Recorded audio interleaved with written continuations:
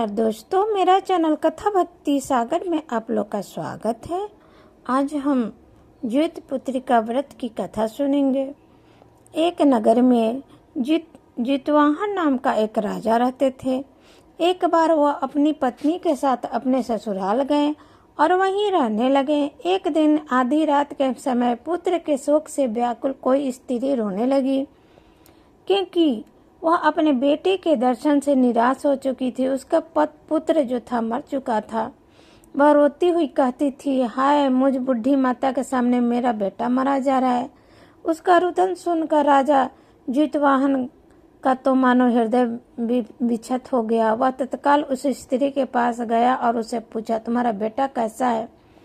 बूढ़ी माता ने कहा, गरुड़ प्रतिदिन आकर गांव के लड़कों को खा जाता है। इस पर दयालु राजा ने कहा, माता अब तुम रो मत, आनंद से बैठो, मैं तुम्हारे बच्चे को बचाने का यत्न करता हूँ। ऐसा कहकर राजा उस स्थान पर गया जहाँ गरुड़ आकर प्रतिदिन मांस खाया करता था। उस समय गरुड़ की उस पर टूट पड़ा। जब राजा वहाँ गए तो गरुड़ उस पर टूट पड़ा और राजा का शरीर का मांस खाने लगा। जब अतिशय तेजस्वी गरुड़ ने राजा का बाया अंग खा लिया तो झटपट राजा ने अपना दाहिना अंग फेर कर गरुड़ के सामने कर दिया। यह देख गरुड़ जी के कहा, देवयोनियों में तुम कौन हो? तुम मनुष्य तो नहीं जाने पड़ते।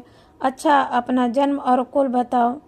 पीड़ा से व्याकुल मना राजा ने कहा, हे पक्षीराज, इस तरह के प्रश्न करना व्यर्थ है। तुम अपनी इच्छा अनुसार मेरा मांस खाओ।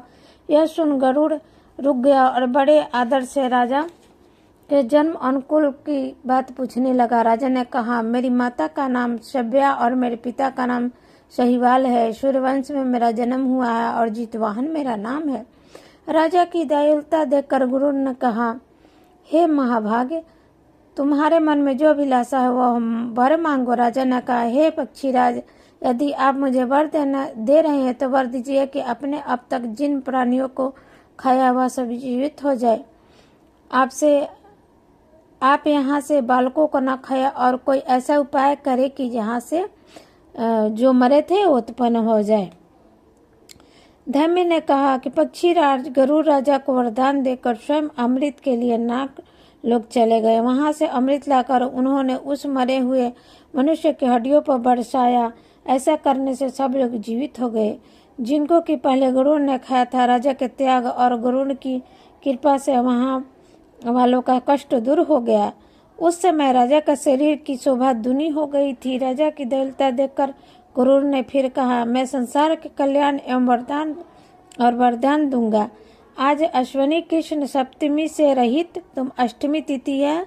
आज ही तुम्हें यहाँ के राजा को विदान मिला है। उसे वह प्रतिदिन ब्रह्म भोज होगा और मूर्तिभेद से विधि नामों से विख्यात वही त्रिलोक से पूजनीय दुर्गा अमृत प्राप्त करने के अर्थ जीवित पुत्र का कहलाएगी। सो इस तिथि को जो स्त्री उस जीवित पुत्रिका की और कुश की आकृति बनाकर तुम्हारी पूजा करेगी तो दिनों दिन उसका स्वभाव बढ़ेगा और वंश की भी बढ़ोतरी होगी। इस विषय में विचार करने का भी आवश्यकता नहीं है। सप्तमी से रहित और उद्यातित की अष्टमी को व्रत करे और सप्तमी विदित अष्टमी जिस दिन को उस दिन व्रत न करे, शुद्ध अष्टमी को व्रत करे और नवमी में पारण करे। जो यह व्रत स्त्री करती है उनके पुत्र की आयु लंबी होती है।